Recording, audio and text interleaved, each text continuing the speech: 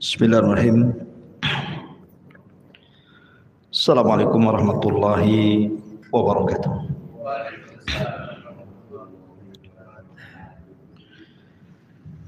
Alhamdulillah wassalatu wassalamu ala Rasulillah wa ala alihi wa sahbihi wa mawalah wa la haula wa la quwata illa billahi wa ba'd.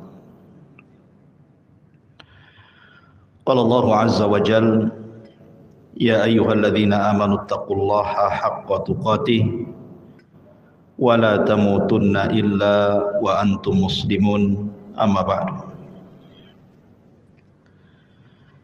Alhamdulillah, di malam hari ini kembali kita bisa duduk untuk bertalabul ilmi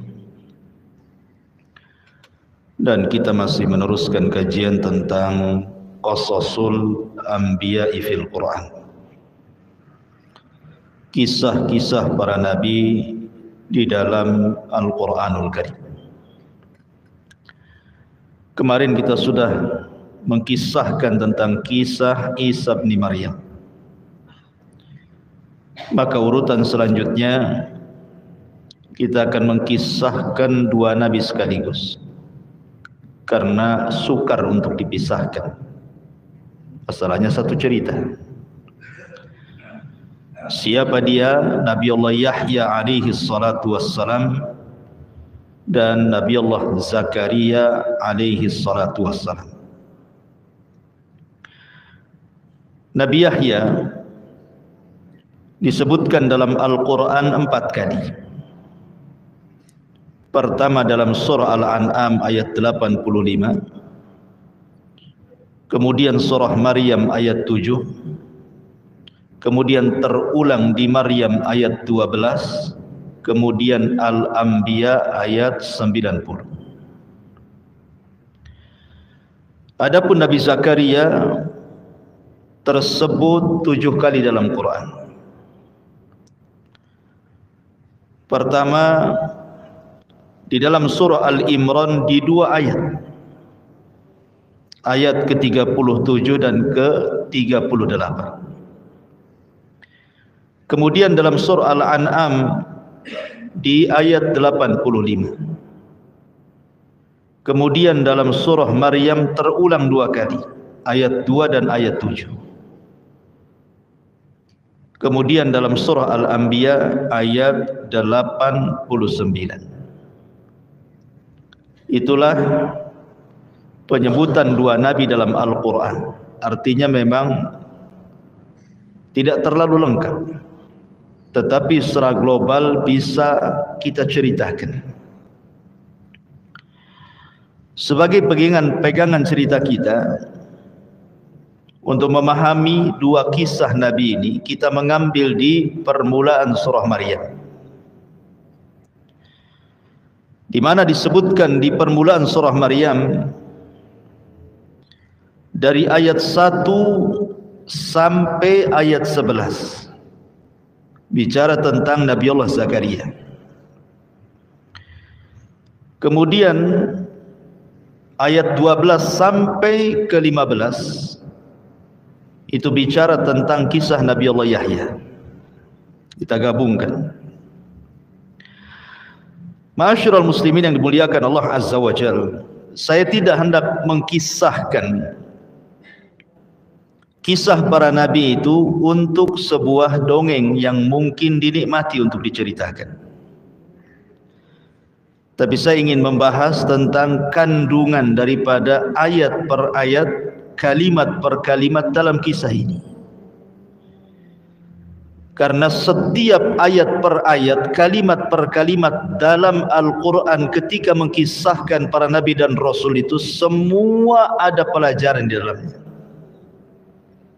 Makanya Quran itu jangan hanya sekedar dibaca saja.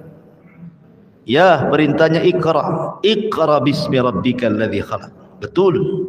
Tetapi lebih daripada itu, tafakkur dengan ayat-ayat itu jauh lebih penting daripada hanya sekedar membaca.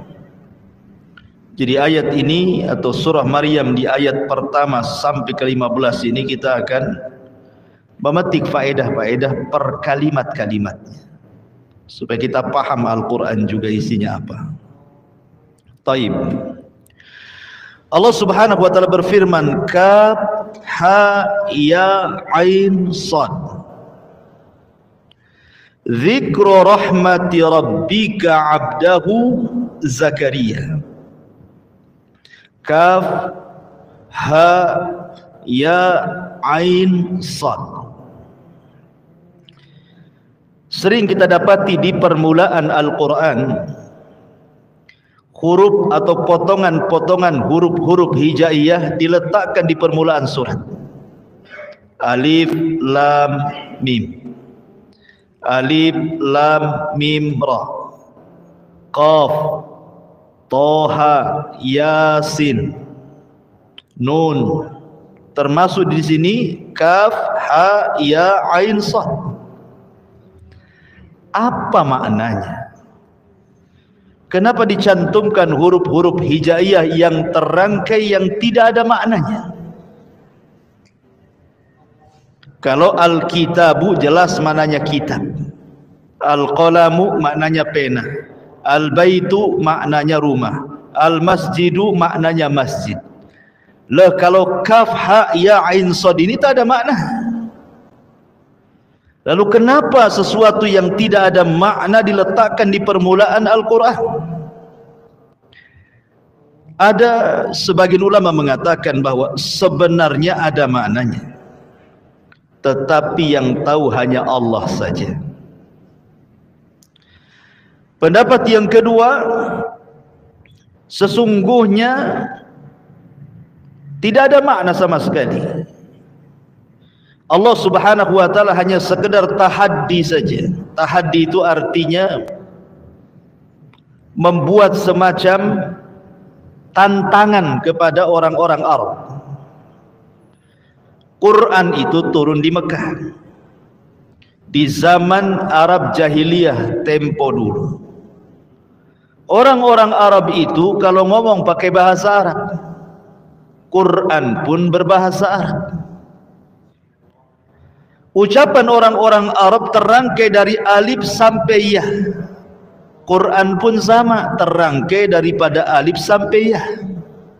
Seolah-olah Allah ingin katakan, kalau kalian tidak yakin dengan Al-Quran, maka rangkailah Al-Quran itu dengan bahasa kalian, dengan alif, dengan lam, dengan mim, dengan ra, dengan kaf, dengan ha, dengan ya, dengan ain, dengan sad. Rangkai kalau kalian sanggup.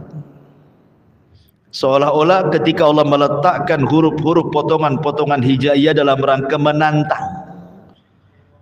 Bukankah bahasa Arab terangkai dari alif sampai ya? Quran pun sama. Kalau kalian tidak yakin dengan Al-Quran, rangkailah dengan huruf-huruf itu semisal Quran. Sanggup? Tidak sanggup. Dari Allah menantang dengan 10 surat dalam surah Al-Isra. Kemudian diturunkan menjadi 1 surat dalam Al-Baqarah. Fa'tu bi suratim mim mithli. Datangkan 1 surat yang semisal Quran saja. Kalian tidak akan sanggup. Itulah makna daripada kaf ya ha ain sad. Kalau kita mengacu kepada ahli tafsir di kitab-kitab tafsir mereka, biasanya ketika mentafsirkan huruf-huruf atau potongan-potongan huruf hijaiyah itu, pasti ulama tafsir akan mengatakan Allahu a'lamu bimuradihi bihi. Allah yang tahu maksudnya. Tetapi pendapat yang kuat bahwa diletakkannya huruf-huruf hijaiyah seperti ini dalam rangka tantangan. Allah sedang menantang. Hei anda yang pakar-pakar bahasa Arab, bukankah bahasa Arab terangkai dari alif sampai ya? Quran juga sama. Buatlah Quran dengan bahasa Arab kalian, kalau kalian sanggup. Tapi ada juga yang mengatakan bahwa sesungguhnya potongan-potongan huruf hijaiyah kalau diletakkan di awal surat itu, maknanya huruf-huruf yang banyak pada surat itu adalah potongan-potongan di awal, umpamanya Al-Baqarah. Berarti kalau kita membaca surah Al-Baqarah, huruf yang paling banyak pertama alif, yang kedua lam, yang ketiga mim. Kalau kita mau hitung nih, surah Al-Baqarah kita hitung satu-satu, alifnya berapa, lamnya berapa, mimnya berapa. Berarti ketika Allah mencantumkan alif lam mim, itulah huruf terbanyak dalam surat itu. Ketika Allah mengatakan dalam surah Maryam kaf ha ya ain sad, berarti itu huruf terbanyak dalam surah Maryam itu. Itu maksudnya. Ada juga yang mengatakan seperti itu. Tidak percaya, coba antum pulang dari sini, antum hitung tuh huruf dalam surah Maryam itu. Kemudian antum pisah-pisahkan, alifnya berapa, baknya berapa, taknya berapa, saknya sampai yaknya berapa. Ustaz kayak nggak ada kerjaan. Itu kerjaan. Apalagi hitung. Nanti antum akan dapati dalam surah Maryam itu kaf adalah terbanyak tuh hurufnya. Kemudian ha, kemudian ya, kemudian ain, kemudian sad. Dan itu termasuk i'jazul Quran, kehebatan Quran. Taib. Ha, kaf, ha, ya, ain, sad. Dzikru rahmati rabbika abdahu Zakaria. Yang dibacakan ini adalah penjelasan tentang rahmat Tuhanmu kepada hambanya Zakaria. Ayat ini akan menjelaskan bagaimana kasih sayang Allah kepada Nabi Allah Zakaria. Tetapi kasih sayang Allah itu bukan kepada para nabi saja, kepada semua manusia Allah sayang. Mu'minuhum wa kafiruhum, mau mukminnya mau kafirnya Allah sayang. Buktinya orang yang tak solat Allah kasih minum, Allah kasih makan, Allah kasih kesehatan, Allah kasih kerjaan, lebih kaya pula dibandingkan orang yang solat, lebih sehat pula dibandingkan orang yang solat, lebih sukses pula dunianya dibandingkan orang yang solat. Sayang tidak tuh Allah? Sayang. Kalau Allah tidak sayang sudah diazab orang itu. Tetapi sayangnya hanya sebatas dunia. Di akhirat mereka tidak mendapatkan sayangnya Allah. Dalam sebuah hadis Nabi SAW mengatakan, "Lamma qadallahu al-khalqa kataba kitaban fahuwa indahu fawqa arsy. Inna rahmati sabaqat ghadabi." Ketika Allah memutuskan sebuah perkara kepada hambanya, maka Allah catat semuanya di Lauhil Mahfuz.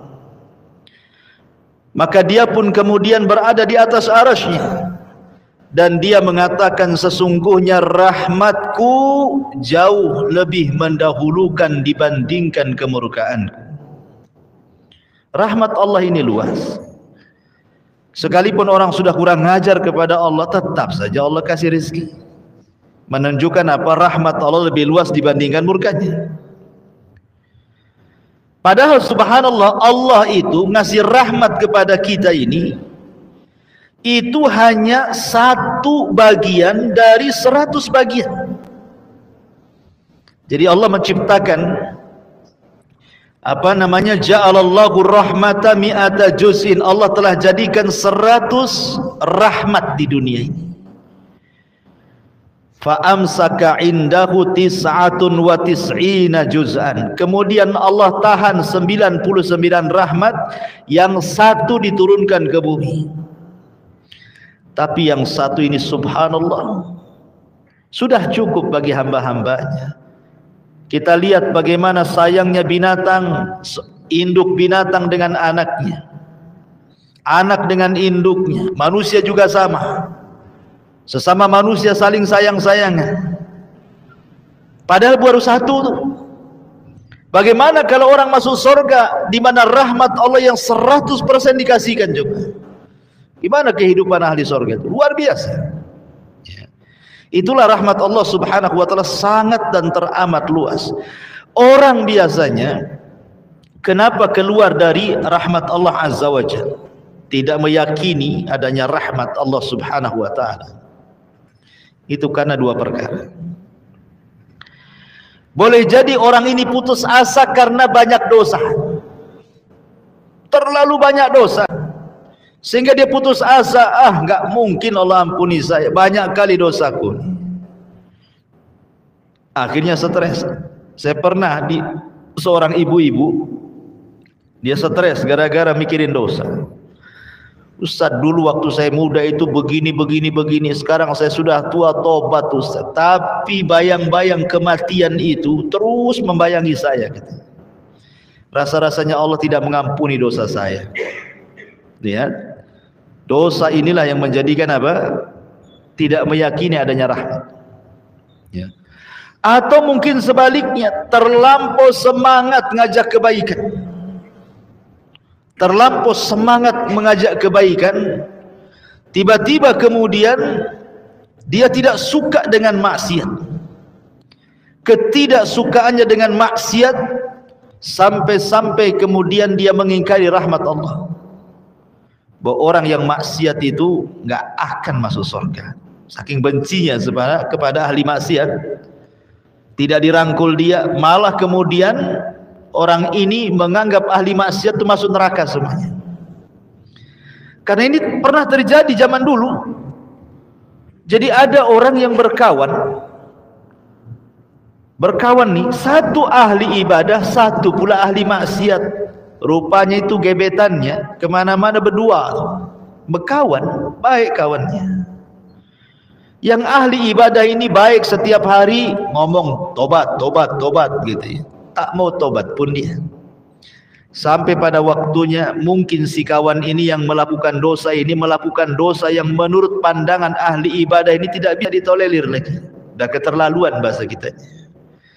Akhirnya dia pun murka dan mengatakan, kalau kau tidak tobat, kau tidak akan diampuni dosamu dan neraka tempatmu.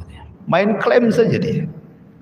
Dia tidak tahu bahwa ampunan milik Allah, neraka surga juga milik Allah. Bukan dia yang memutuskan orang ditolak tobat, bukan dia yang memutuskan orang masuk surga atau neraka. Akhirnya mengingkari rahmat Allah kan. Ya. Ma'asyiral muslimin, maka jangan terlampau bangga dengan kebaikan sehingga benci dengan keburukan. Harusnya boleh kita benci dengan maksiat, benci dengan keburukan yang dilakukan orang lain, tetapi sebaiknya kan kita rangkul mereka supaya mereka mendapatkan rahmat Allah. Kemudian ayat yang ketiga, idzanada rabbahu nidaan khafiyah, yaitu tatkala Nabi Allah Zakaria berdoa kepada Tuhannya dengan suara yang sangat lirih dan lembut. Dahulu di zaman Rasul ada Arab Badui datang kepada Rasul. Kemudian dia mengatakan, ya Rasulullah, aqaribun rabbuna am ba'id? Rasul, Allah itu dekat atau jauh sih? Kemudian dia mengatakan, idza kana qarib fanunaji wa idza kana ba'id fanunadi. Kalau memang dia dekat, kita doa bisik-bisik. Kalau dia jauh, kita doa teriak-teriak. Jadi Badui ini ngomong, ya Rabb, ya Rasulullah, Tuhan kita ini di mana? Jauh ke dia? Dekat ke dia? Kalau dekat kita bisik-bisik, kalau dia jauh kita panggil-panggil. Maka Allah Subhanahu wa taala menurunkan ayat, wa idza sa'alaka ibadi anni fa inni qarib ujibu da'watad da'i idza da'an. Apabila hamba-hambaku bertanya kepadaku, katakan ya Muhammad, aku dekat. Tak perlu teriak-teriak dalam doa. Aku dekat. Namanya orang dekat, antum nih di samping antum ngomong masa teriak-teriak, disangkanya orang laut antum. Antum tinggal di pinggir pantai ya. Anak nggak budak kan itu ya. Kecuali kalau antum di sini, teman antum di sana, iyalah teriak-teriak. Sama manusia saja, kalau dekat antum teriak-teriak disangka gila antum. Walillahil masalul a'la kan. Tentu bagi Allah itu permisalan yang utama. Maka ketika Allah mengatakan apabila hambaku bertanya soal aku dekat. Maknanya Allah dekat dengan kita. Sehingga ketika Allah katakan kepada Rasul aku dekat, tidak perlulah antum teriak-teriak dalam doa itu. Seperti Zakaria di sini, idnada rabbahu nidaan khafiyah, ketika dia berdoa kepada Tuhanmu dengan suara yang lembut, yang lirih. Tak perlu teriak-teriak. Ngapain teriak-teriak? Allah dekat dengan kita. Ma'asyiral muslimin yang dimuliakan Allah Subhanahu wa taala. Oleh karenanya maka di antara adab berdoa yang diajarkan Nabi sallallahu alaihi wasallam adalah berdoalah seperti Nabi Zakaria, pelan, lirih, lembut. Allah dekat, tidak jauh. Kemudian ayat yang keempat, qala rabbi inni wahanul azmu minni washta'ala ar-ra'su syaiban walam akun bidu'aika rabbi syakiyya. Zakaria berkata, ya Tuhanku, ya Rabb, sesungguhnya tulangku telah lemah dan kepalaku sudah ditumbuhi uban, dan aku belum pernah kecewa dalam berdoa kepada Engkau ya Rabb. Artinya Nabi Zakaria mengajarkan kepada kita jangan pernah bosan meminta kepada Allah. Jangan pernah bosan. Justru bosan itulah yang menjadikan doa kita ditolak, yang disebut dengan istijal. Ketika dia mengatakan da'autu falam yastajibli, aku sudah berdoa, kenapa ya Rabb kau tidak kabulkan aku? Justru kalimat itu yang menjadikan doa tidak diterima. Makanya Nabi SAW mengatakan dalam hadis Abi Hurairah radhiyallahu an, yustajabu li ahadikum ma lam ya'jal, akan diijabah setiap doa salah seorang di antara kalian selama tidak tergesa-gesa. Sahabat bertanya, apa yang dimaksud tergesa-gesa itu Rasul? Kata Rasul mengatakan, qad da'autu rabbi falam yastajibli. Aku sudah bosan ngomong ya Allah kabulkan, ya Allah kabulkan, tapi tak dikabul-kabulkan. Itulah istijal. Ucapan itu yang menjadikan doa tak diterima. Doa itu tidak ada ruginya ikhwan. Makanya sering saya katakan tidak ada yang tahu nilai sebuah doa kecuali para nabi dan orang-orang yang mengikuti para nabi. Antum doa loh, nggak ada ruginya antum berdoa itu.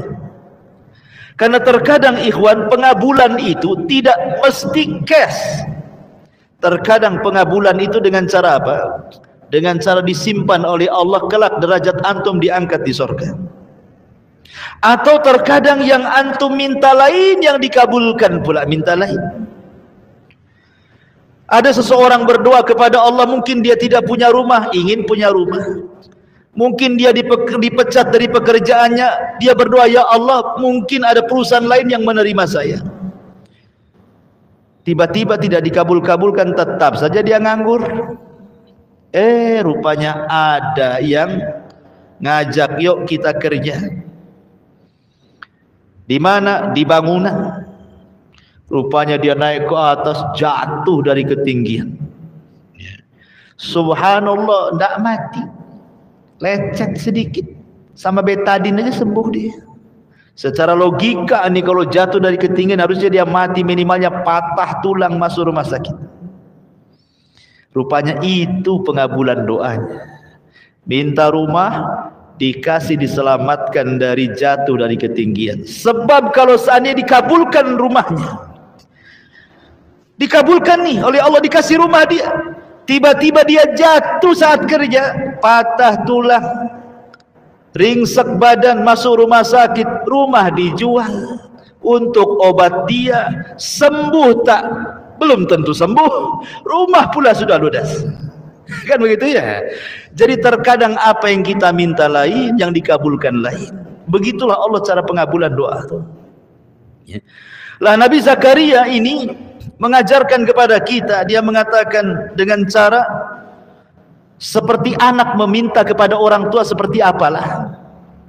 Coba kalau anak antum meminta mainan sama antum, kadang ada anak itu yang guling-guling, kalau tidak dituruti bisa nangis sepanjang malam tuh.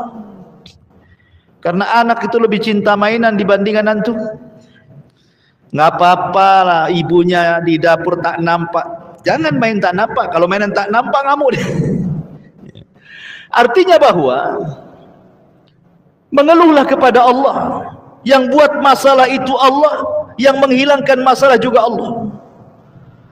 Jangan pula kalau ada masalah ngeluhnya di mana? Di Facebook. Aku lagi galau. Untuk apalah? Aku lagi galau. Emangnya kemudian Facebook menghilangkan galau kita? Tidak juga. Aku lagi banyak masalah. Ya. Tidak perlu ditulis di status lo, tidak ada perlunya. Karena yang namanya Facebook, Instagram tidak akan mengangkat kesulitan kita. Harusnya ketika ada masalah pertama kali itu angkat kedua tangan, ya Rabb. Nah, harusnya begitu. Dia yang menurunkan masalah, dia yang akan menghilangkan masalah. Lihat Nabi Zakaria mengajarkan doa itu seperti itu. Ma'asyiral muslimin yang dimuliakan Allah Subhanahu wa taala. Di sini Nabi Zakaria mengatakan, ya Tuhanku, sesungguhnya tulangku telah lemah. Maknanya Zakaria sudah tua. Kemudian kepalaku telah ditumbuhi uban. Ingat, uban itu adalah salah satu perkara yang bisa mengingatkan akan kematian. Uban itu perkara yang bisa mengingatkan kepada kematian. Makanya ada seorang nabi, ketika dia mau meninggal, dia meminta kepada Allah untuk dikirimkan alamatnya supaya tahu dia sudah dekat ajalnya. Setelah itu datang malakul maut dan mengatakan, telah tiba wafatmu. Dia mengatakan, bukankah aku sudah meminta kepada Allah agar dikirimkan tanda-tandanya? Kata malakul maut, sudah. Kau yang minta 2, ku kasih kau 3. Kemudian dia mengatakan, apa tanda-tandanya? Lihat badan. Dulu punggungmu bisa tegak, sekarang sudah membungkuk. Dulu kepalamu hitam, sekarang sudah beruban. Dulu kau kuat, sekarang kau lemah. Itulah tanda-tandanya. Tetapi sekali lagi, ini kan tanda-tanda umum, bukan tanda seorang nabi mau mati kayak gitu kan. Semua orang pun kayak gitu. Ya. Tetapi ini pun tidak bisa dibawa kepada itlak kan, mengitlakkan bahwa kalau ada 3 tanda ini maka mati sejengkal lagi, nggak bisa juga. Ya, karena belum tentu juga orang tua itu lebih dulu mati dibandingkan anak muda. Banyak kakek yang usianya lebih lama dibandingkan cucunya, karena cucunya main trek-trekan di jalan, tabrak dia. Ya.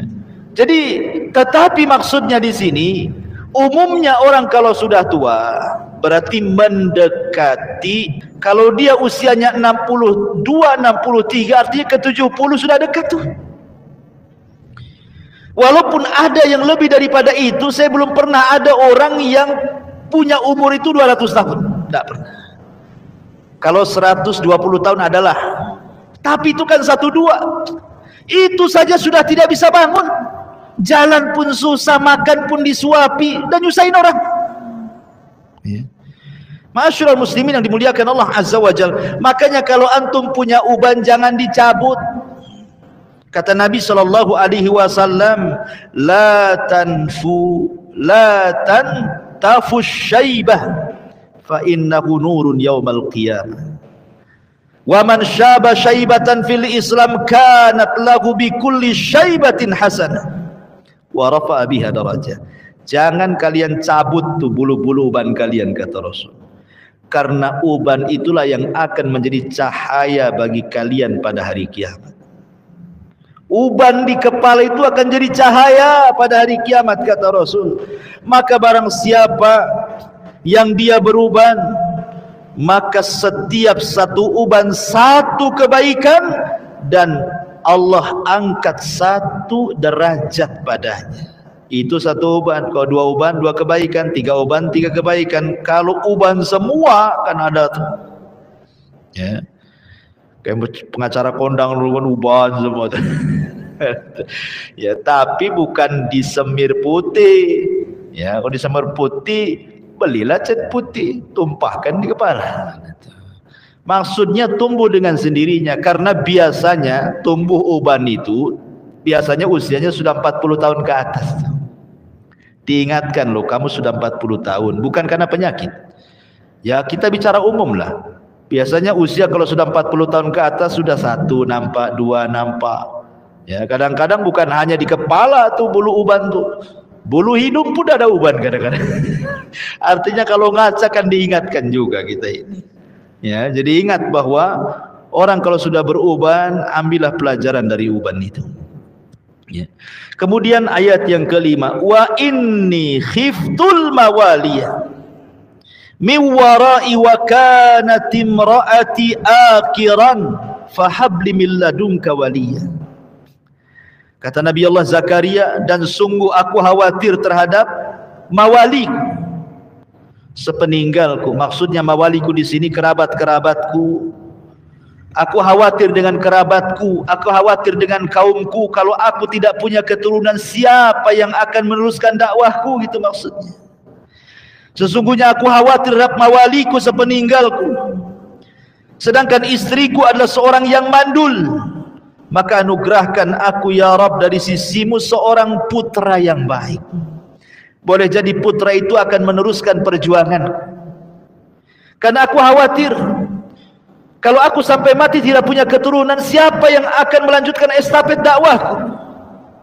Lihat bagaimana Nabi Zakaria mengajarkan kepada kita tentang ijtihad dalam doa. Pengen punya keturunan bukan karena syahwat. Kalau kita kan punya keturunan karena malu, sudah lama menikah tak punya anak, malu dengan mertua kita. Ataukah dia mengatakan nanti siapa yang akan mewarisi harta dan tahtaku ini kalau aku mati? Dunia yang diceritakan.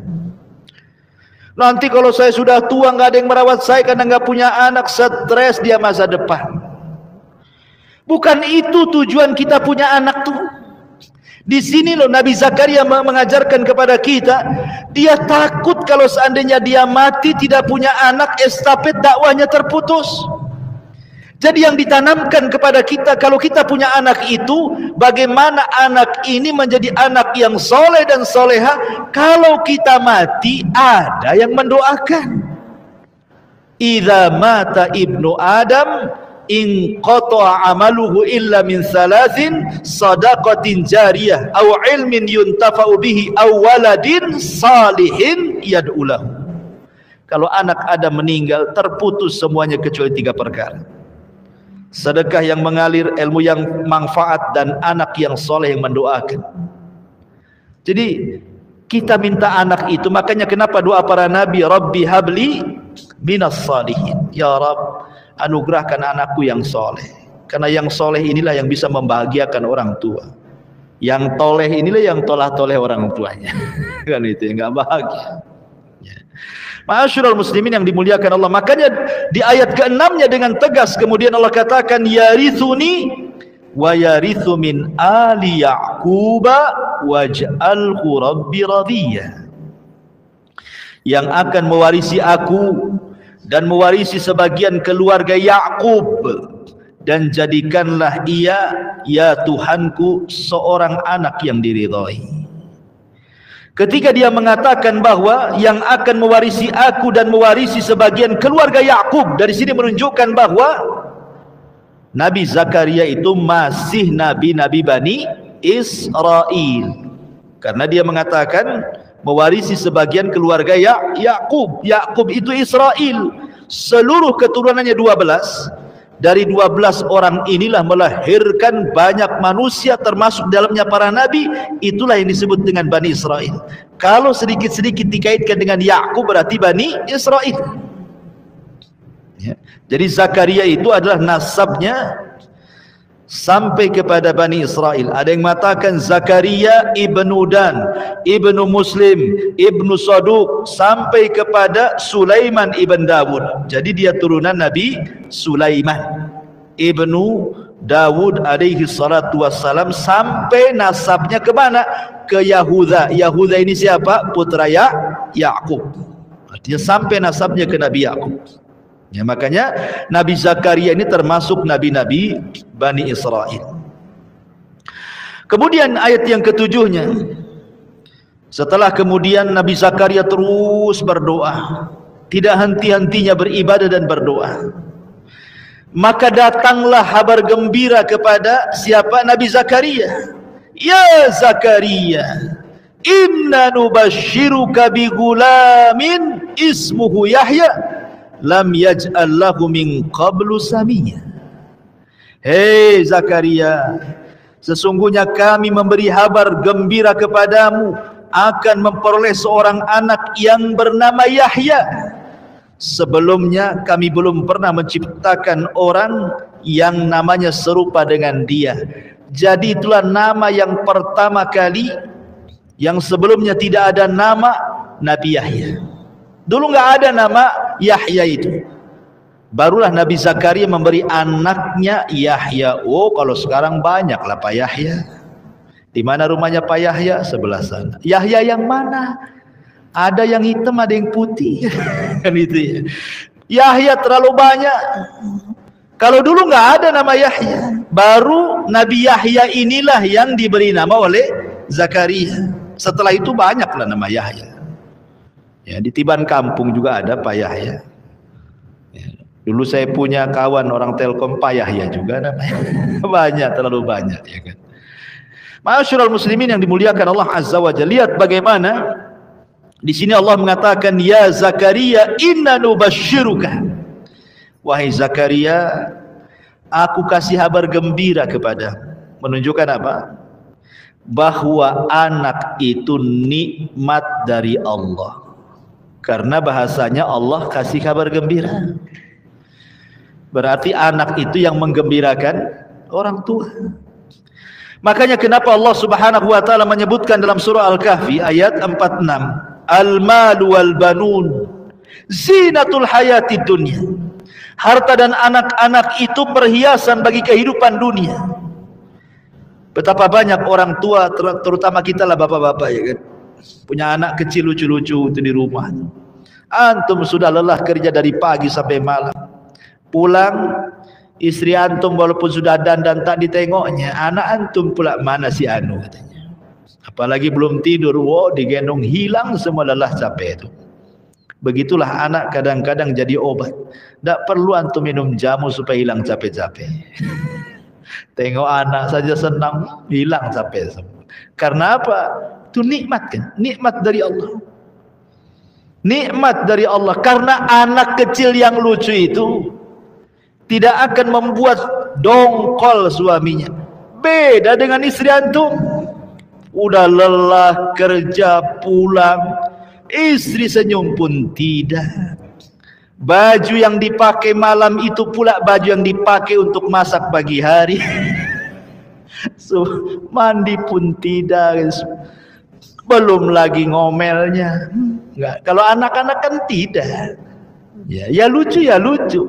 Marahnya anak-anak pun lucu, apalagi lucunya istri. Lucunya ada, ketika marah dongkolnya ada. Baru masuk rumah keluar lagi kita. Ini apa-apaan ini? Makanya anak itu dijadikan oleh Allah obat bagi orang tuanya. Nikmat ikhwan. Nikmat yang luar biasa. Zuyyina lin-nasi hubbus syahawati minan nisa'i wal banin. Karena memang cinta kepada anak itu bagian dari syahwat kita. Senang, ya. Nengok anak itu senang gitu. Itu nikmat pemberian dari Allah Subhanahu wa taala. Makanya musibah terbesar dalam kehidupan ini, orang tua meninggal musibah, pasangan meninggal musibah, tapi anak meninggal jauh lebih berat lagi musibah. Makanya Nabi SAW sampai nangis ketika meninggal Ibrahim. Sampai Abdurrahman ibn Auf mengatakan, ya Rasulullah, ma Ma yubki, kenapa anda menangis? Kata Nabi SAW, ya Abdurrahman, innal aina la tadma, wa innal qalba la tahzan, wa inna bi firaqika ya Ibrahim la mahzunun, wa ma naqulu illa ma yarda rabbuna. Abdurrahman, namanya mata itu ya bisalah meneteskan air mata, namanya hati bisa sedih. Perpisahanku dengan Ibrahim menyesakkan dada bagiku, tapi aku tidak pernah mengucapkan sesuatu kecuali yang Allah ridhai. Itu tabiat.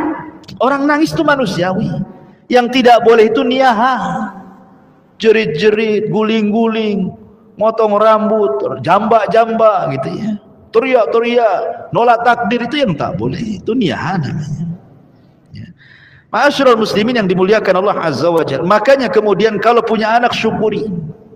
Banyak orang yang tidak punya anak berpuluh-puluh tahun dia menikah, sudah ke dokter, sudah ke sinse, sudah ke herbal, sudah ke obat-obatan, dirangsang dengan macam-macam rangsangan pun tidak punya anak. Sedihlah dia. Kata istrinya, bang nikah lagi jalan bang. Nikah lagi tak punya anak juga. Istri keduanya nikah lagi bang, nikah lagi tak punya. Memang dia yang mandul. Mau 100 perempuan dia nikahnya tetap aja dia tak punya anak gitu kan. Ya itu kan alasan jelas, karena disuruh sama istri. Antum anak 10 pula diam-diam kawin lagi. Ma'asyiral muslimin yang dimuliakan Allah Subhanahu wa taala. Kemudian Allah Subhanahu wa taala mengatakan dalam ayat ke-8-nya, qala rabbi anna yakunu li gulamun wa kanat imraati aqiran wa qad balagat minal kibari itiyah. Zakaria berkata, ya Tuhanku, bagaimana akan ada anak bagiku padahal istriku adalah seorang yang mandul, dan aku sendiri sesungguhnya sudah mencapai umur yang sangat tua renta. Mustahil, aku sudah tua 100 lebih, istriku juga sudah tua mandul lagi. Macam mana kau akan berikan anak kepadaku? Zakaria tidak hendak mengajarkan kepada kita keraguan akan kudrah dan iradah Allah. Tidak, Zakaria tidak ragu-ragu.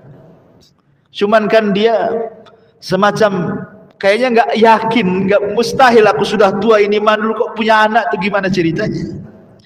Tapi Allah Subhanahu wa taala kemudian mengatakan, qala kadzalika qala rabbuk huwa 'alayya hayyin wa qad khalaqtuka min qablu wa lam taku syai'a. Tuhan berfirman, demikianlah Tuhan.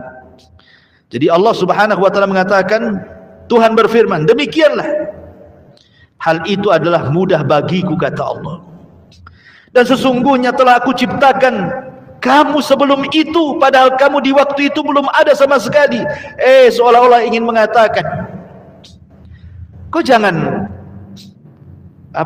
berpikir bahwa aku tidak sanggup memberikan anak kepadamu. Loh, dulu semasa engkau tidak ada, loh siapa yang menciptakan kamu?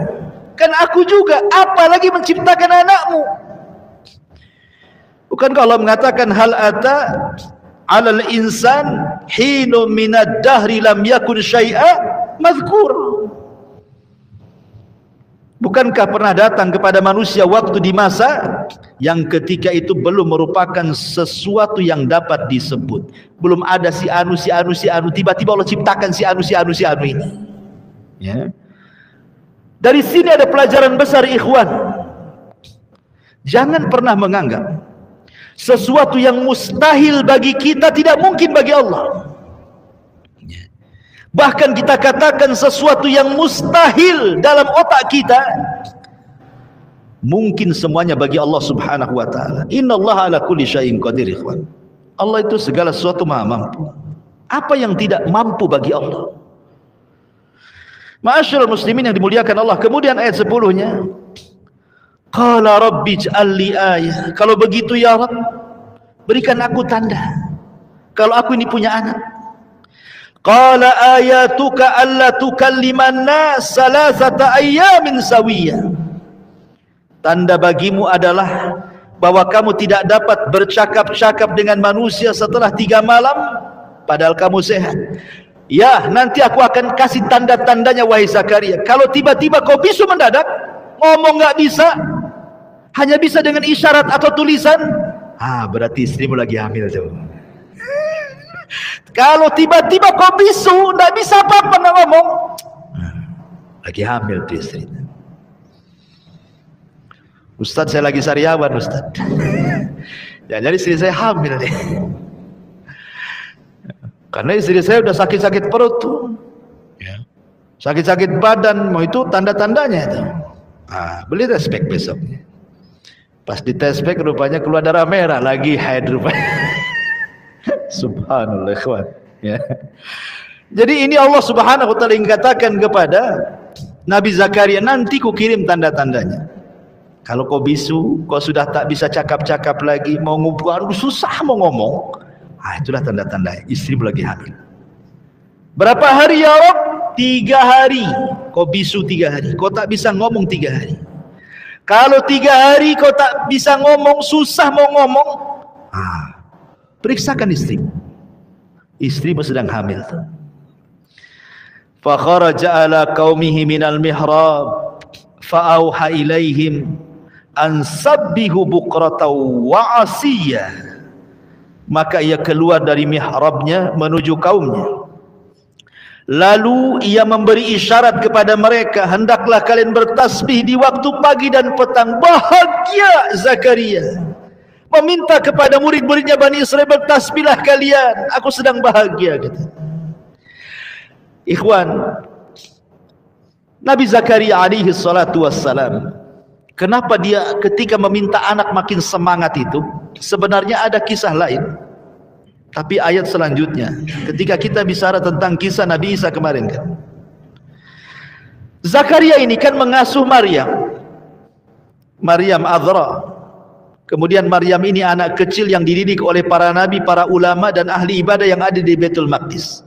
Diletakkanlah di sebuah mihrab. Mihrab itu bukan kayak gini ya, ini mihrab juga. Maksudnya mihrab ini kalau ini sebuah ruangan, kemudian di situ ada ranjang bertingkat, ya kan? Kemudian ranjangnya ditempel di tembok sebelah sana, kita tidak bisa naik kecuali naik tangga. Itulah mihrab. Jadi Maryam itu tidur di situ, zikir di situ, ibadah di situ. Jadi suatu hari Nabi Zakaria ini, falamma dakhala Zakaria al-mihraba wajada indaha rizqah. Tiba-tiba Nabi Zakaria mendapatkan rizqah, banyak makanan, terutama buah-buahan. Yang anehnya lagi, buah-buahan itu yang tidak ada di musim dingin, ada pula di musim dingin. Tidak ada di musim panas, ada pula di musim panas. Kalau zaman dulu kan kalau makan buah-buahan harus nunggu musim ya. Kalau zaman sekarang kan tidak. Karena sudah ada transportasi, ada pesawat, ada kargo. Nggak ada durian di Batam sini, datangkan dari Padang. Ya kan? Oh, di Padang tak musim, Tanjung Batu.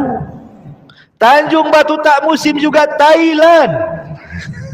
Naik pesawat.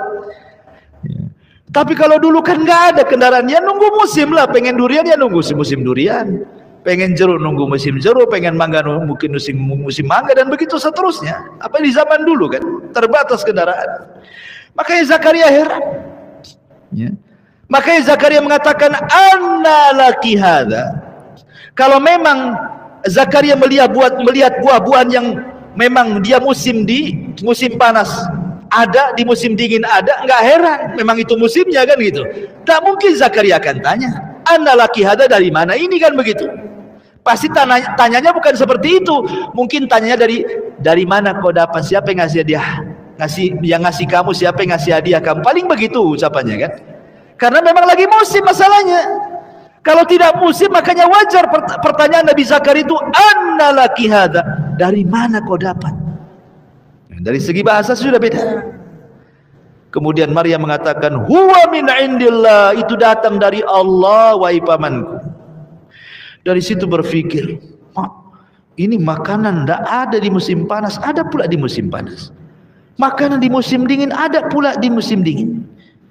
Akhirnya Nabi Zakaria berpikir, kalau makanan di musim panas ada di musim dingin, makanan di musim dingin ada di musim panas, tidak mustahil Walaupun dia sudah tua, istrinya mandul, tua pun pasti punya anak. Aku pun ingin sama dengan Maryam. Sejak itulah maka akhirnya Zakaria membuat mihrab yang sama dengan mihrabnya Maryam. Dia pun tidak keluar dari mihrab, terus berdoa kepada Allah Subhanahu wa taala. Dari situ Allah mengatakan, hunalika da'a Zakaria rabbah. Disitulah tiba-tiba datang malaikat saat Zakaria sedang solat, wa huwa yusalli fil mihrab. Dia sedang solat, datang malaikat menghabar gembirakan akan kelahiran Yahya. Lihat kekuatan ibadah dan doa mengabulkan segalanya.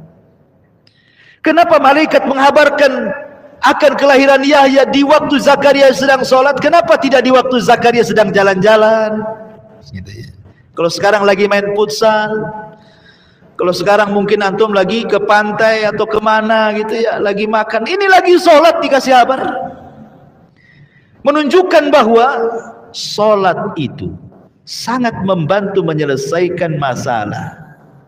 Makanya ada hadis yang mengatakan, kana nabiyyu sallallahu alaihi wasallam idza hajabahu amrun fazia, itu segera dia sholat.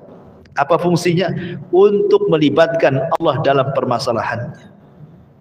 Solat, kalau antum ada masalah solat, ya, minta kepada Allah diuraikan masalahnya. Wasta'inu bis sabri was salat, minta pertolongan dengan sabar dan dengan salat. Ya. Kemudian setelah Allah Subhanahu wa taala anugerahkan kepada Nabi Allah Zakaria seorang anak, namanya Nabi Yahya. Maka dalam ayat ke-12 dan seterusnya baru kita cerita Nabi Yahya di sini.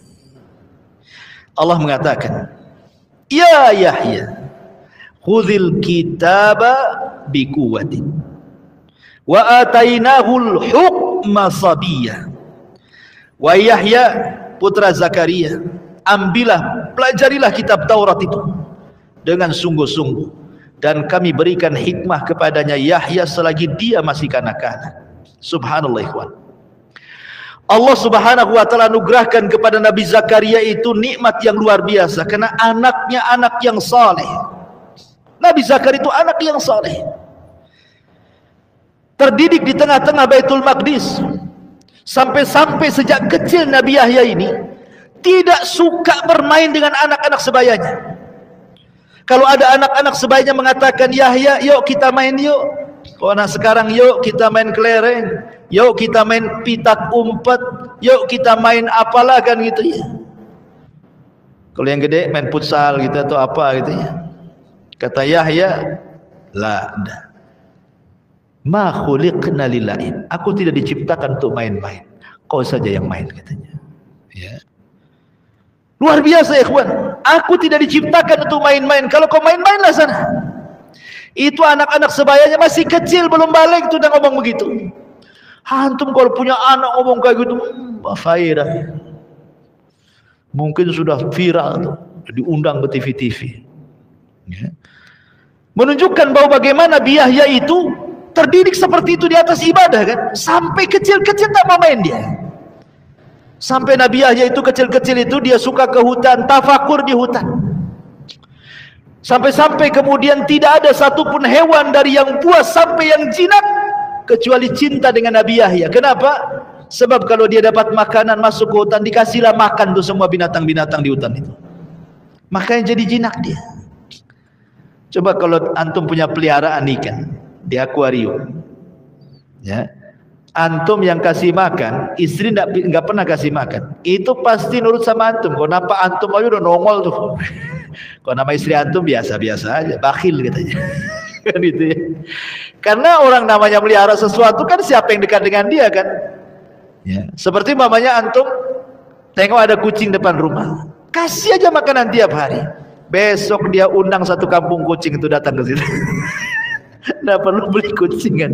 Karena biasanya binatang itu jinak kepada yang mengasih makan kan.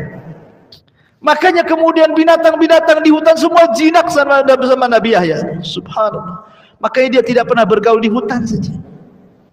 Kalau main ke hutan, tafakur dalam hutan. Kadang balik lagi ke Baitul Maqdis beribadah. Ma'asyiral muslimin yang dimuliakan Allah Azza wa Jalla. Lah di sini Allah mengatakan, ya Yahya, wahai Yahya, ambillah pelajari kitab Taurat itu dengan sungguh-sungguh. Subhanallah, Nabi Yahya ini dia kecil-kecil sudah hafal Taurat dan tahu isi daripada Taurat. Mungkin kalau zaman sekarang ini belum balik sudah hafal Quran, tafsir-tafsirnya Ibnu Katsir itu di kepalanya. Coba bayangkan. Ya. Orang, coba anak belum balik, hafal Quran. Sudah hafal Quran, bisa pula ngaji tafsir di luar teks. Apa enggak ajaib, ikhwan? Itulah Nabi Yahya, Taurat di kepalanya, paham dengan Taurat. Anak kecil loh, bayangkan. Makanya Allah mengatakan apa? Wa atainahul hukma sabiyya. Kami berikan hikmah kepada Yahya selagi dia masih kanak-kanak lagi. Ya. Makanya Allah Subhanahu wa taala di permulaan ayat mengatakan, ya Yahya khudil kitab. Wa Yahya, ambil pelajari kitab Taurat dengan sungguh-sungguh. Dari sini menunjukkan bahwa kunci sukses itu adalah sungguh-sungguh. Kalau anak-anak antum yang di pesantren, yang di pondok itu, ya, kasih semangat. Ceritakan Nabi Yahya ini, bagaimana Nabi Yahya sungguh-sungguh beribadah kepada Allah, mempelajari Taurat. Akhirnya satu-satunya anak di zaman itu yang hafal Taurat dan paham dengan Taurat. Orang dewasa saja belum tentu. Karena memang mengemban agama ini bukan perkara ringan, ikhwan. Mengemban agama ini berat. Sampai-sampai Allah mengatakan, inna aradnal amanata 'alas samawati wal ardi fa'abaina wal jibal fa'abaina an yahmilnaha wa ashfaqna minha wa hamalahal insan innahu kana zaluman jahula. Kami tawarkan amanah, kata Allah, ke gunung, ke langit, ke bumi, semuanya nolak. Manusia pula mau mengambilnya. Makanya manusia zaluman jahula, sudah zalim jahil pula. Ya. Jadi amanah mengemban Al-Quran, amanah mengemban dakwah ini berat. Gunung saja tidak sanggup, langit saja tidak sanggup, bumi yang kita pijak tidak sanggup, tapi manusia sanggup. Maknanya karena manusia punya kesungguhan. Jangan lagi cerita agama, ya. Antum kalau punya kesungguhan yang luar biasa, punya keberanian gitu ya, tidak pengecut, bisalah antum raih. Contoh para pembisnis, antum punya modal, punya skill, tak punya keberanian, nggak akanlah jadi bisnis tuh, ya kan? Sungguh-sungguh. Kemudian Allah sebutkan beberapa sifat Nabi Yahya yang luar biasa ini. Wahananan min ladunna wa zakatan wa kana taqiyya. Dan kami jadikan Nabi Yahya itu salah satu sifatnya adalah hananan. Anaknya penuh rasa kasih sayang kepada sesama ataupun kepada orang tua. Kalimat hanan, ikhwan, saya jelaskan sedikit. Kalimat hanan dalam bahasa Arab itu adalah ibarat daripada kasih sayang ibu kepada anak. Ya. Tidak ada seorang ibu yang mencelakakan anaknya, kan? Tidak ada ceritanya. Sak marah-marahnya ibu kepada anak itu karena kasihan dengan anaknya. Karena cintanya seorang ibu kepada anak itu sepanjang masa, tidak akan terhenti. Itu kalimat hanan dalam Al-Quran. Lah kenapa Nabi Yahya disifati dengan hanan? Seolah-olah Allah ingin mengatakan kelembutan hati Yahya selembut seorang ibu sayang dengan anaknya. Begitulah kelembutan Nabi Yahya kepada sesamanya, apalagi kepada orang tuanya. Sangat-sangat berbuat baik kepada orang tuanya. Kenapa demikian? Karena Zakaria sudah tua, kemudian juga ibunya sudah tua, maka dia tahu muamalah, bagaimana caranya menghormati orang tuanya. Begitulah sifat hanan itu maksudnya. Makanya dalam Islam juga sama, kan? Wa qadha rabbuka alla ta'budu illa iyyah wa bil walidaini ihsana imma yablughannaka indakal kibara ahaduhuma aw kilahuma fala taqul lahumā uffin wa la tanharhumā wa qul lahumā qawlan karīmā wahfidh lahumā janāha adh-dhulli minar rahmah wa qur rabbirhamhumā kama rabbayani shaghira. Itu dalam Islam diajarkan. Ya, dan Tuhanmu telah memerintahkan agar kamu jangan menyembah kecuali kepada Dia, dan hendaklah berbuat baik kepada kedua ibu bapa kalian. Jika salah seorang di antara bapa ibu kalian sudah tua atau salah satu dari keduanya, maka jangan ucapkan kalimat saja tidak boleh, apalagi sampai membentaknya. Katakan kepada keduanya kalimat yang baik. Rendahkan dirimu, jangan menyombongkan terhadap keduanya dengan penuh kasih sayang, ya. Dan ucapkanlah, wahai Tuhanku, sayangilah kedua orang tuaku sebagaimana dia dulu pernah menyayangi aku dan merawat aku sedari kecil. Ya. Ma'asyiral muslimin yang dimuliakan, itulah sifat siapa? Nabi Yahya, Hanan. Sangat lembut hatinya, cinta betul sama orang tuanya karena tahu orang tuanya sudah tua. Ya. Makanya kalau antum punya orang tua yang sudah tua, sayangi mereka. Kemudian bukan hanya Hanan, wa zakatan, bersih hatinya, tidak ada keinginan berbuat dosa. Karena biasanya orang berbuat dosa itu berawal dari hati itu, keinginan untuk melakukan, keinginan untuk memandang, keinginan untuk mendengar, keinginan untuk melangkah. Jadilah dia ahli maksiat. Nabi Yahya berusaha membersihkan hatinya. Subhanallah. Sampai-sampai dalam sebuah hadis, walaupun hadis ini ada yang mengatakan tidak sahih gitu ya, pada hari kiamat semua orang akan membawa tanda bahwa dia melakukan dosa kecuali Nabi Yahya. Semua orang akan membawa tanda bahwa dia pernah melakukan dosa pada hari kiamat di hadapan Allah, kecuali Nabi Yahya tidak ada tandanya, karena dia tidak pernah berbuat dosa. Hatinya jernih, bersih, dari kecil memang dia orang baik. Kemudian di antara sifat yang ketiganya, Allah mengatakan wa hanana min ladunna wa zakatan wa kana taqiyya. Nabi Yahya itu orang yang bertakwa. Takwa itu artinya takut. Takut kepada siapa? Takut kepada Allah. Umar bin Khattab pernah ditanya, Umar, makna takwa itu apa sih sebenarnya? Kata Umar bin Khattab begini, kalau seandainya aku kau suruh berangkat ke arah sini, tiba-tiba di jalan banyak beling, banyak paku, banyak duri, banyak macam-macam, kira-kira main terabas saja atau kau hati-hati? Pasti akan hati-hati kan? Seperti itulah takwa. Di mana-mana banyak maksiat, hati-hati, jangan sampai jatuh ke situ.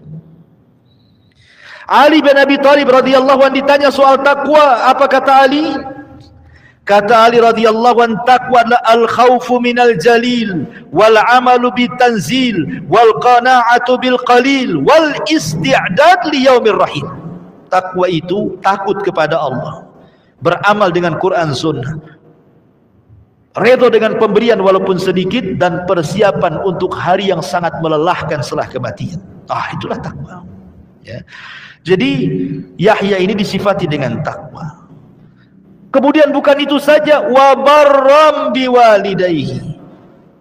Dia anak yang sangat berbakti kepada orang tuanya. Walam yakun jabbaran asiyya.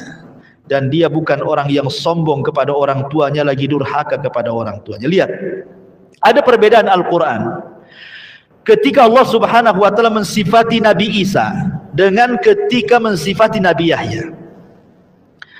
Kalau Allah subhanahu wa ta'ala ketika mensifati Nabi Isa, gimana bahasanya? Wa barran biwalidati walam yaj'alni jabbaran syakiyah. Dan Nabi Isa itu sangat berbuat baik kepada ibunya, karena tidak punya bapak dia, kepada ibunya. Dan Allah tidak jadikan dia seorang anak yang sombong lagi celaka. Tapi ketika Allah mensifati Nabi Yahya, wa barram biwalidayhi wa lam yakun jabbaran asiyya. Dan Nabi Yahya orang yang sangat berbuat baik kepada orang tua, dan dia tidak sombong dan juga tidak durhaka.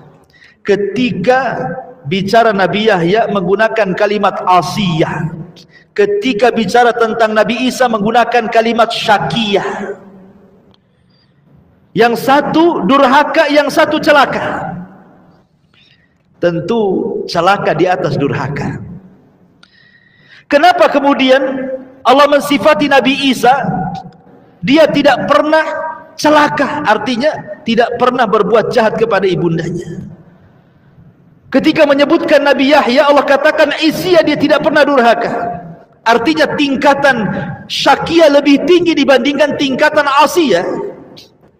Jawabannya, karena Nabi Isa itu tidak punya orang tua kecuali satu, ibunya saja.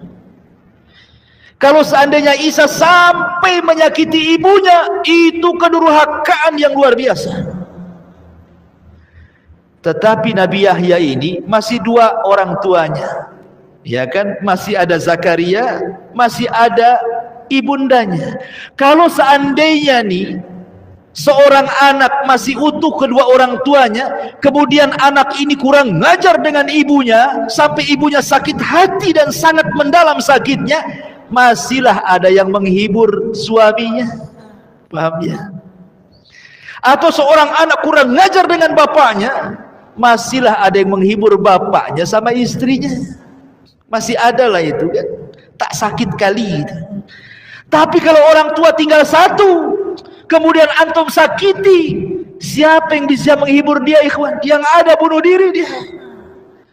Makanya kenapa tingkatan durhaka kepada orang tua yang hanya tinggal satu, apakah itu bapak ataukah ibu, itu lebih jahat, lebih besar dosanya dibandingkan durhaka kepada salah satu orang tuanya tetapi masih hidup kedua-duanya. Bisa dipahami di sini? Begitulah tafsirnya. Ya. Ma'asyiral muslimin yang dimuliakan Allah Subhanahu wa taala. Kemudian Allah Subhanahu wa taala katakan di ayat selanjutnya,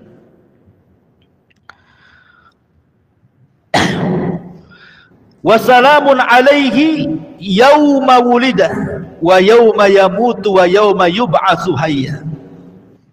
Dan kesejahteraan bagi Yahya pada hari dilahirkan, pada hari diwafatkan, dan pada hari dibangkitkan kelak di hadapan Allah.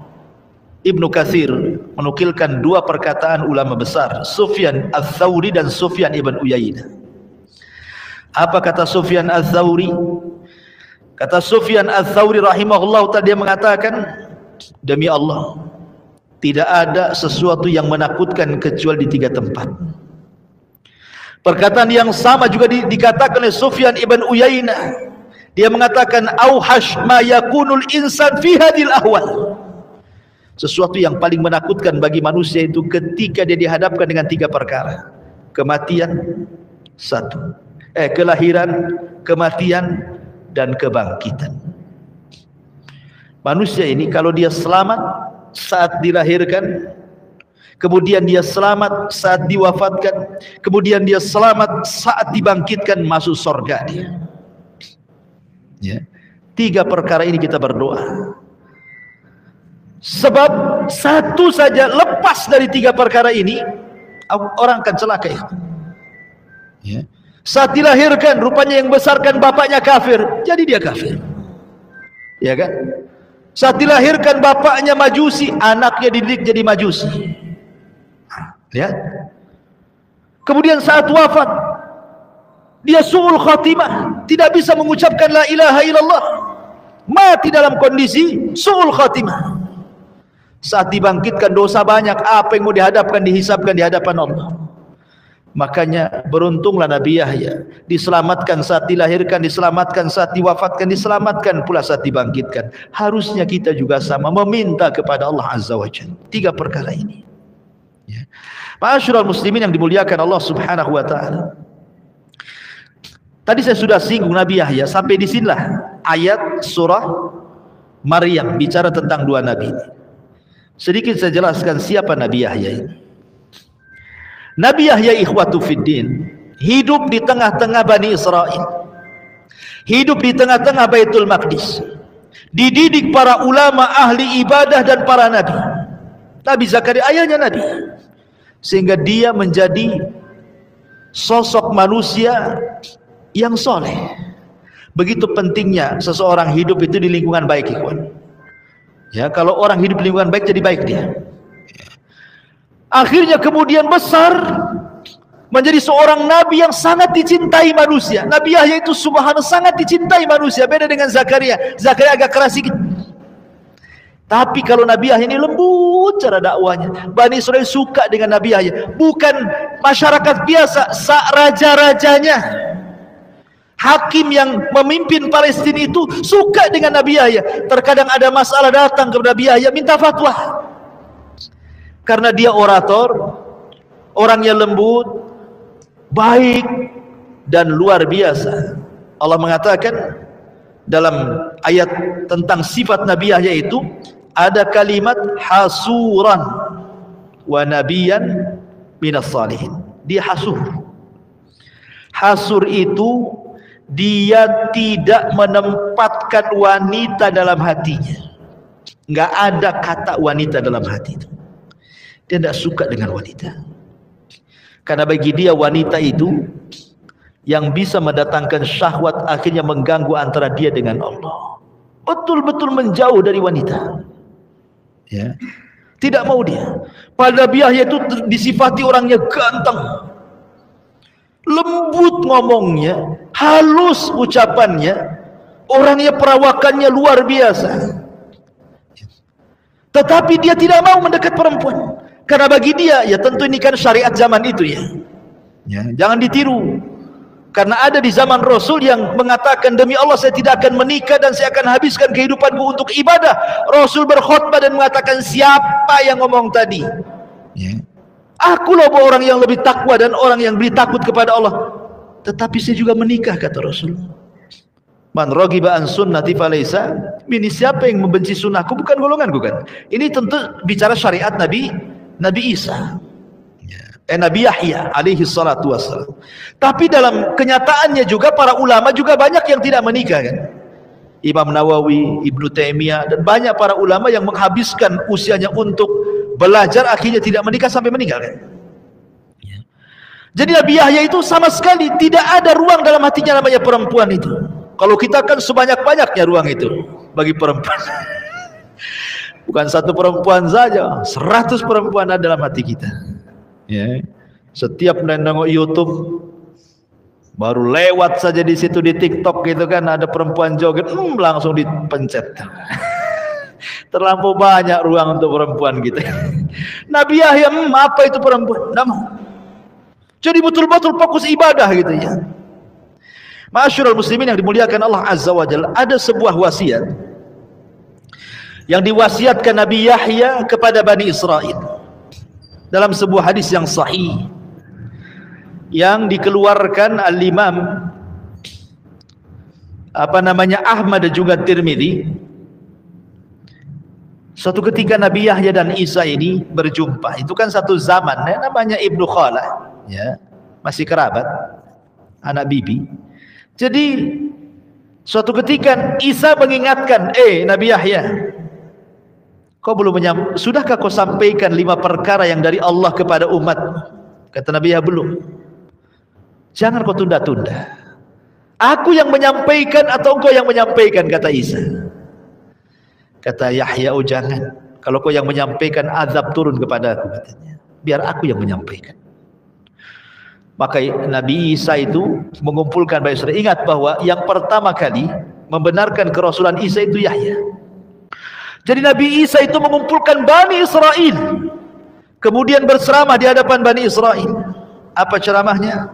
Innallaha amarani bi khamsi kalimatin an a'mal bihin wa amurakum an ta'maluhunna bihin, an ta'malu bihin. Allah telah perintahkan kepadaku, kata Yahya, dengan 5 perkara aku harus mengamalkannya. Maka aku pun perintahkan kepada kalian, hei Bani Israel, untuk kalian juga mengamalkannya. Secara singkat ya, karena terlampau lama. Yang pertama, awwaluhunna an ta'budullaha wa la tusyriku bi syai'an. Yang pertama, sembah Allah, jangan sekutukan Allah Azza wa Jalla. Tauhid. Yang kedua, wa innallaha amurakum bisalah. Setelah tauhid, salat kalian. Yang ketiga, wa amurakum bisyam. Setelah tauhid, salat, puasa kalian. Yang keempat, wa amurukum bis sadaqah. Sedekah. Tauhid, salat, puasa, sedekah. Wa amurukum an tadhkurullah. Setelah itu banyak-banyaklah zikir kepada Allah. Ketika Nabi SAW membacakan riwayat ini, apa kata Rasulullah? Sebagaimana Yahya telah memberikan wasiat 5 perkara kepada umatnya, saya pun sama, kata Rasulullah. Wa ana amurukum bi khamsin Allahu amarani bihinna. Aku pun sama, diperintahkan 5 perkara yang akan aku perintahkan 5 perkara juga kepada kalian. Yang pertama, as-sam'u. Dengar kepada pemerintah, jangan memberontak. Ini sifat khawarij. Kemudian setelah mendengar at-ta'ah, taat selama perintahnya tidak maksiat. Kemudian yang ketiga, jihad, baik dengan jiwa, harta, waktu dan daya upaya. Yang keempat, wal hijrah, kemudian hijrah. Hijrah dari yang baik ke yang buruk, dari negara kafir ke negara Islam, dari sifat-sifat buruk menjadi sifat-sifat baik, yang ahli maksiat jadi taat. Hijrah itu mana yang umum. Dan yang terakhir, al-jamaah, hati-hati, jangan bercerai-berai, bergabunglah dengan jamaah kaum muslimin, taati pemerintah kalian, ya.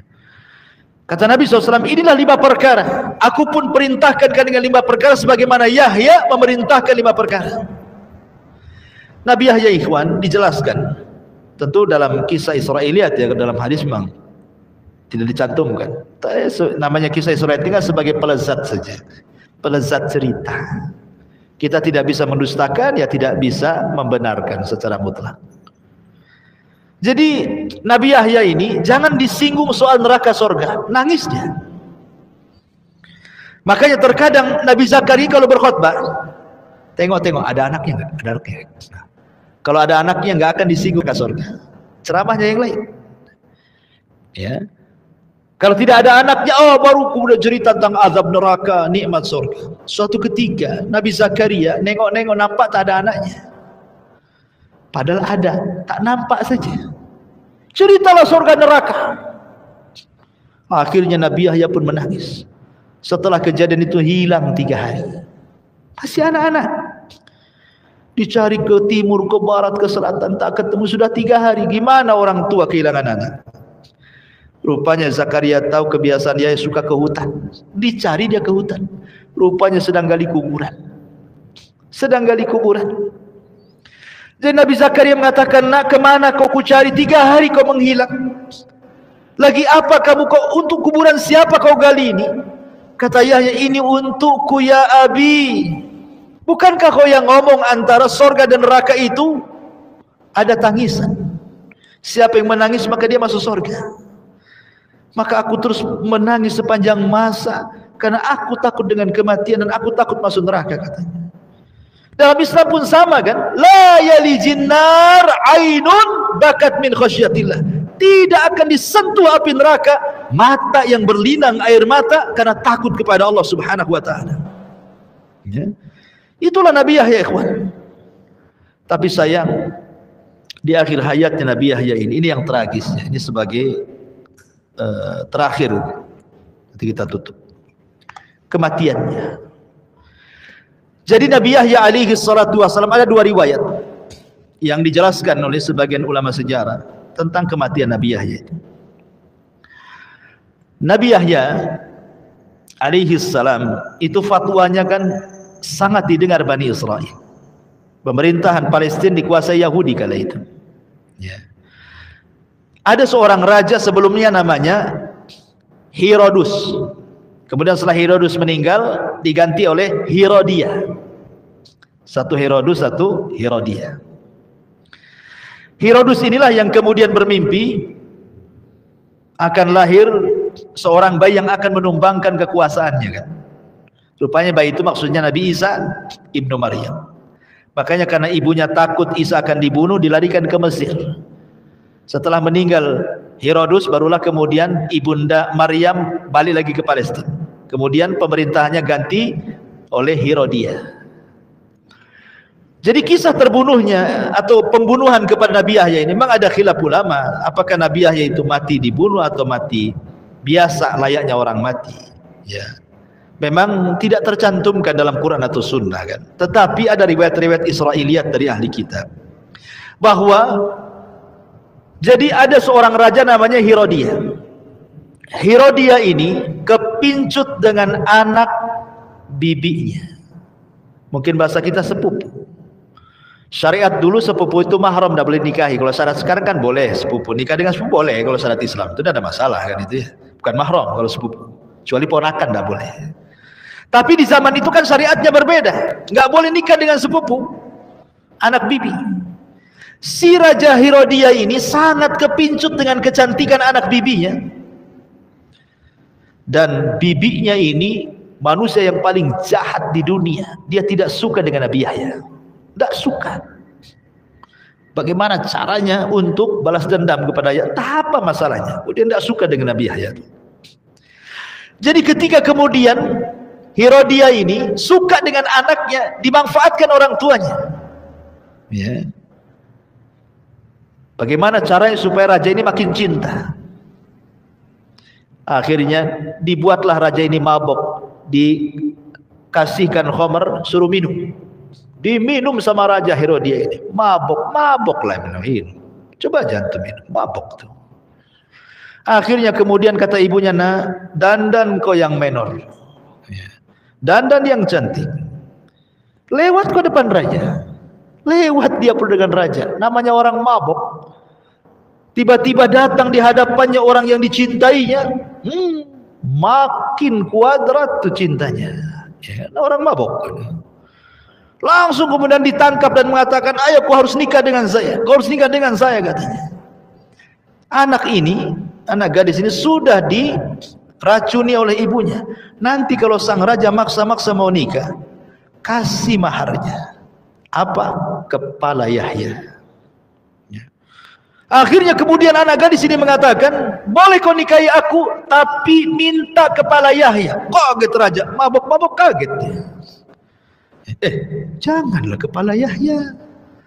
Kalau minta duit ku kasih, ya. Minta mobil ku belikan, minta tanah hektar-hektar belakang rumah. Apa? Jangan ya, dunia sajalah.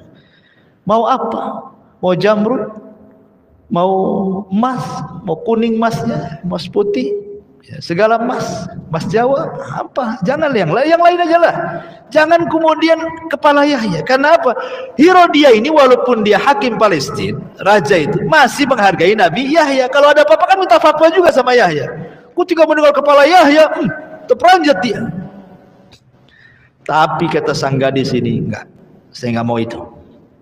Saya mau kepala Yahya saja. Kalau kau bisa, aku kawin. Tak bisa, tak kawin.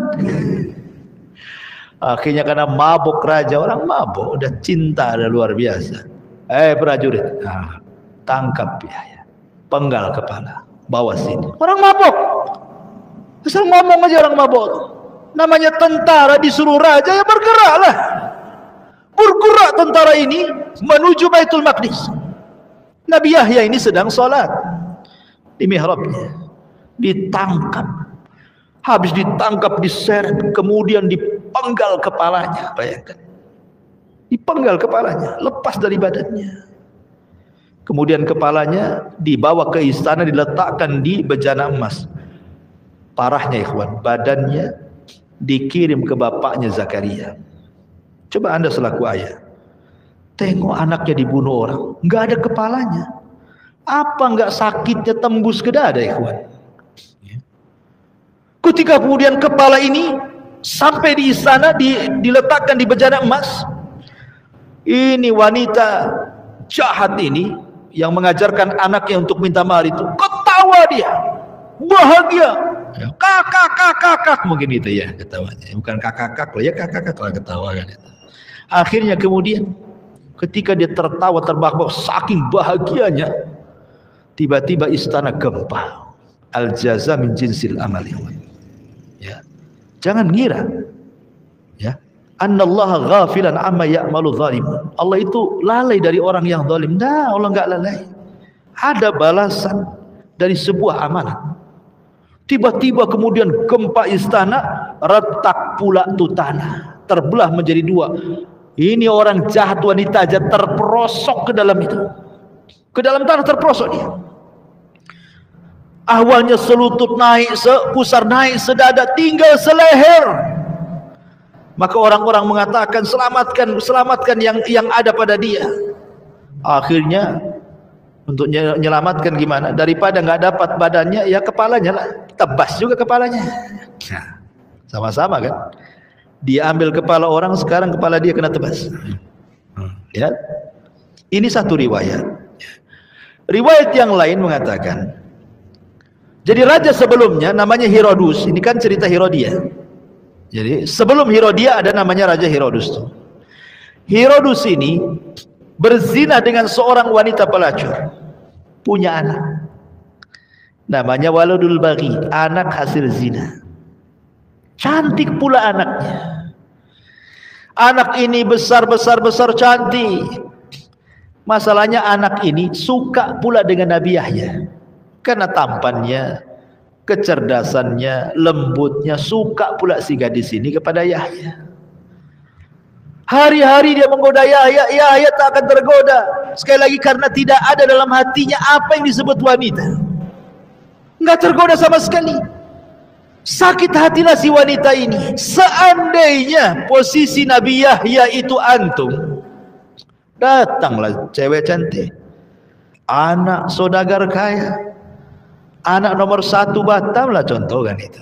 Jangan nomor 1 Kepri apalagi yang KRI. Udahlah anak RT jadilah. Ya. Cantik, kaya, nggak akan antum tolak. Kalau antum tolak, semua dunia akan mengatakan gila lu. Digila-gilain kita, padahal waras tuh. Ya kan? Nabi Yahya tuh dia tak mau, sama sekali ditolak. Apa itu? Dendamlah perempuan anak zina ini. Ngadu sama bapaknya, ngadu sama sama Herodus bapaknya, bahwa cintanya ditolak. Dukun harus bertindak nih, nggak bisa dibiarkan. Akhirnya dendam anaknya pun menjadi dendam bapaknya Herodus ini. Sebab dendam anaknya ini, maka Herodus mengatakan kepada prajuritnya, karena dia sudah menolak cinta anakku, bantai dia, penggal kepalanya. Itu perintah Herodus. Akhirnya prajurit mencari Yahya, kemudian dipenggal kepalanya, mati. Ya. Subhanallah. Cukup sampai di sini? Tidak. Di sana masih ada Zakaria, Nabi Zakaria, dan di sana ada Nabi Isa bin Maryam. Ketika Nabi Zakaria melihat tubuh anaknya tanpa kepala, ketika Nabi Yahya mengetahui bahwa anak saudaranya mati dalam kondisi seperti itu, tentu Bani Israel marah, ikhwan. Masanya Nabi Yahya banyak, bisa saja kemudian digerakkan oleh Zakaria ataupun oleh Isa, kan begitu.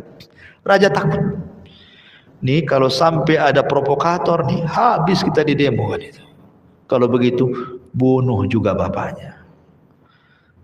Emang salah apa dibunuh? Buat pasal karet. Apa pasalnya? Dia kan dulu yang ngambil Maryam. Jangan-jangan Maryam punya anak Isa itu dia pula yang menghamili. Tuduh dia yang menghamili Maryam. Dibuat tuduhan kayak gitu. Orang yang tidak bersalah, kalau dipersalahkan kan harus ada pasal, minimal pasal karet jadilah, ya kan? Untuk menjerat dia kan. Kan tidak mungkin main tangkap, main bunuh, dia nabi loh kan. Maka raja ini dengan kecerdasannya gimana cara cari alasan untuk membunuh Zakaria. Zakaria nabi senior di situ, yang menghuni Baitul Maqdis, pengganti keluarga Imran. Orang hebat, orang banyak penggemarnya kan itu, nggak sembarang. Sehingga yang pertama kali dilumpuhkan apanya? Namanya. Itu namanya pembunuhan karakter. Karakternya dibunuh. Oh, rupanya dia yang menzinai Maryam, punya Isa pula kan itu. Makanya Yahudi sampai sekarang masih menganggap Maryam itu berzina dan Isa itu anak zina. Ya. Akhirnya kemudian mereka pun mengepung Zakaria. Zakaria lari ke hutan. Di antara mukjizat Zakaria itu bisa membelah pohon. Dia masuk ke pohon itu, setelah belah nanti rapat lagi pohon itu. Jadi ketika kemudian di tengah hutan ada pohon memanggil-manggil, ya Zakaria, kemari, kemari, pilihlah aku sebagai tempat persembunyian. Akhirnya Zakaria pun karena melihat pohon besar, kemudian terbelah dua, masuk Zakaria di situ. Subhanallah, memang sudah takdir dari Allah. Ada iblis menjelma manusia, mengikuti Zakaria kemana. Rupanya iblis tahu pula Zakaria berada di pohon itu. Qadarullah juga bajunya nyempil keluar sedikit ketika pohon itu rapat. Bisa jadikan bukti kan buat Zakaria di situ, karena bajunya keluar sedikit. Semua tentara Herodus ini disuruh mencari Zakaria ke hutan-hutan, nggak ketemu. Gimana sembunyinya di dalam pohon? Kalau di atas pohon masih nampak, di balik pohon masih nampak bayangannya. Di dalam pohon cemana nampaknya? Pohon 1000-1000 itu dalam hutan, gimana caranya? Tapi iblis datang kepada pasukan Herodus dan mengatakan, kalau kalian ingin cari Zakaria, aku tahu mana dia. Kemudian diarahkan, no, di pohon itu. Gak percaya, tuh bajunya nongol tuh katanya. Ah, gergaji biar mati katanya. Akhirnya betul-betul digergaji, mati. Cukup sampai di sini? Tidak, masih ada Isa. Isa masih hidup. Maka Herodus mengatakan, oh nggak bisa, ini Yahya sudah meninggal, Zakaria sudah meninggal, Isa nanti nggak mungkin dia. Bantai juga dia. Subhanallah, ngerinya orang dulu ya. Dikirim pasukan. Isa ketika itu berkumpul dengan Hawariyun, 12 Hawariyun. Jibril datang memberitahu bahwa akan ada orang yang menyerang dan menangkapnya. Maka Isa mengatakan kepada orang 12 ini, mengatakan, siapa yang bisa kuserupakan wajahnya dengan wajahku, maka dia akan menjadi temanku di sorga. Tapi risikonya dia akan ditangkap, dibunuh, disalib. Tidak ada yang mau, kecuali satu orang yang paling muda, dia mau. Akhirnya sebelum pasukan datang, Isa mengatakan kepada yang 11 orang, pergi kalian sebelum pasukan datang. Ajarkan Injil yang sudah saya ajarkan kepada kalian, sebarkan agama di luar sana. Maka di rumah itu tinggal 2, Isa dan orang yang diserupakan. Ketika itu Isa tidur, kemudian Allah angkat ke langit dan Allah katakan, inni mutawaffika wa rafi'uka ilai. Kutidurkan kau Isa, ku angkat kau kepada. Maka Isa ditidurkan, diangkat ke langit. Tinggal satu orang yang serupa dengan Isa. Itulah yang ditangkap, itulah yang disalib, itulah yang dibunuh. Makanya Allah mengatakan, wa ma qataluhu wa ma sallabuhu walakin syubbiha lahu. Isa tidak ditangkap, disalib, dibunuh, tidak, tapi dia diserupakan. Jadi yang diangkat ke langit itu Isa, yang dibunuh itu bukan Isa. Isa masih hidup dan akan turun di akhir zaman.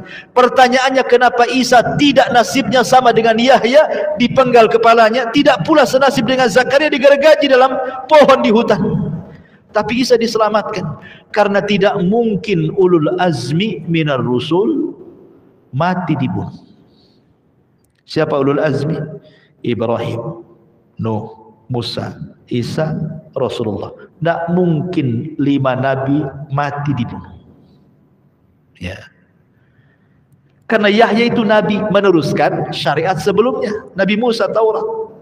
Sementara Isa ini bukan nabi, rasul. Setiap rasul nabi, tidak setiap nabi rasul. Membawa syariat baru. Kalau sampai dibunuh, syariatnya tidak akan disampaikan, keburu mati. Ya. Makanya diangkat ke langit. Itulah bedanya kenapa kok Isa kok tidak dibunuh, dia diangkat ke langit, karena dia seorang rasul membawa syariat baru. Tapi kalau nabi itu membawa syariat lama, kayak Yahya ini masih mengajarkan Taurat. Tapi Isa punya kitab sendiri yang namanya Injil, yang menjadi pegangan orang-orang Nasrani. Intinya begitulah musibah para nabi, dan begitulah wataknya orang Yahudi.